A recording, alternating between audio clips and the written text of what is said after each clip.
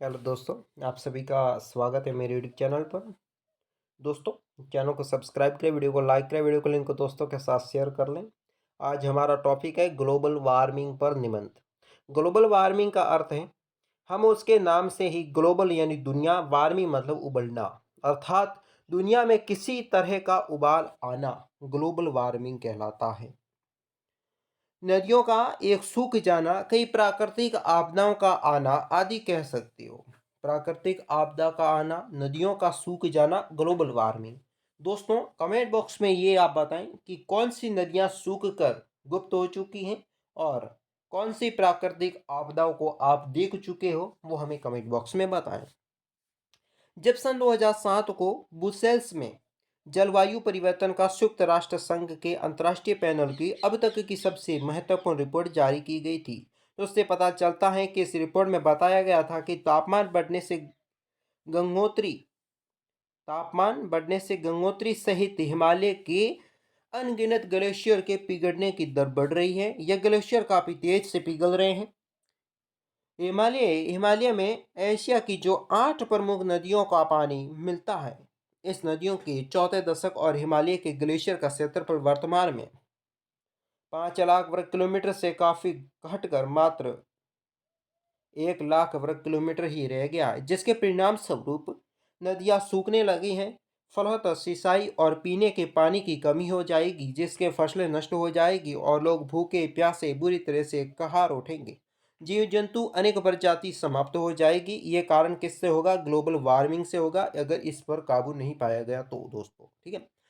बाढ़, सूखा, महामारी, तूफान आदि प्राकृतिक आपदाओं पर जब मनुष्य का वश नहीं चला, तो पूरे विश्व में ताप की वृद्धि होने पर रोक लगा सकता।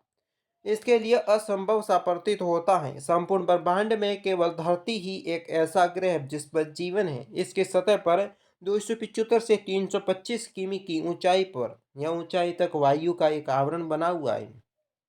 इसी आवरण के कारण धरती पर जीवन संभव हो पाया है। जब मनुष्य ने इसके पर्यावरण स्तर में छेड़छाड़ की, तो हमें इस गंभीर संकट का सामना करना पड़ा रहा, जिसे ग्लोबल वार्मिंग कहा सकते हैं। प्रश्न ये उठता है कि आखिर ग्लोबल वार्मिंग क्या है? वैज्ञानिक भाषा में हम ग्लोबल वार्मिंग के बारे में यह कह सकते हैं कि जब हमारी धरती पर सूर्य की किरणें पड़ती हैं, तब दिन में सूर्य के सामने वाला हिस्सा गर्म हो जाता है, परंतु ये गर्मी धरती के द्वारा वापस ब्रह्मांड की तरफ फेंकी जाती है ताकि इसका तापमान कम हो सके।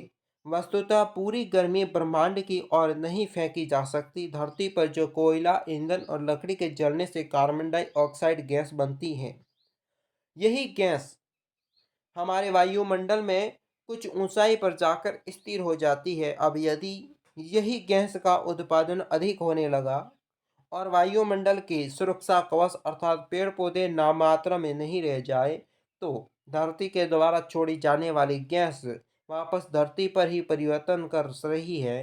फलस्वरूप धरती का तापमान बढ़ जाएगा और जिसे वैज्ञानिक ग्रीन हाउस प्रभाव कहते हैं।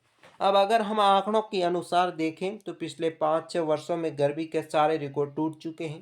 21वीं शताब्दी में गर्म पृथ्वी की गर्मी बढ़ती गर्मी और उससे मानव जाति के लिए बढ़ते खतरे को भोगते हुए ही जलवायु परिवर्तन, जैव विविधता और वनों की सुरक्षा के लिए कई विश्व पर्यावरण सम्मेलन हुए हैं।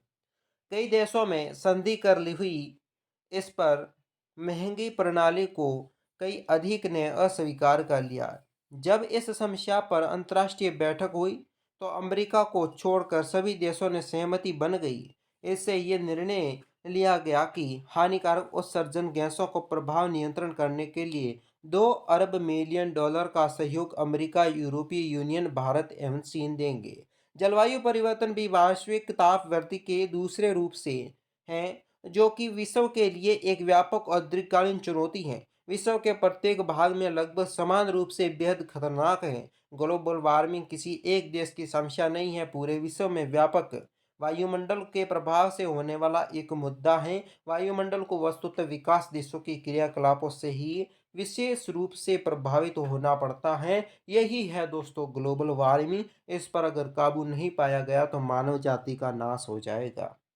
आज के वीडियो में बस इतना ही। चैनल को सब्सक्राइब करें, वीडियो को लाइक करें, वीडियो के लिंक को दोस्तों के साथ शेयर करें। ग्लोबल वार्मिंग का ये निबंध यहीं करते हैं समाप्त। नमस्कार।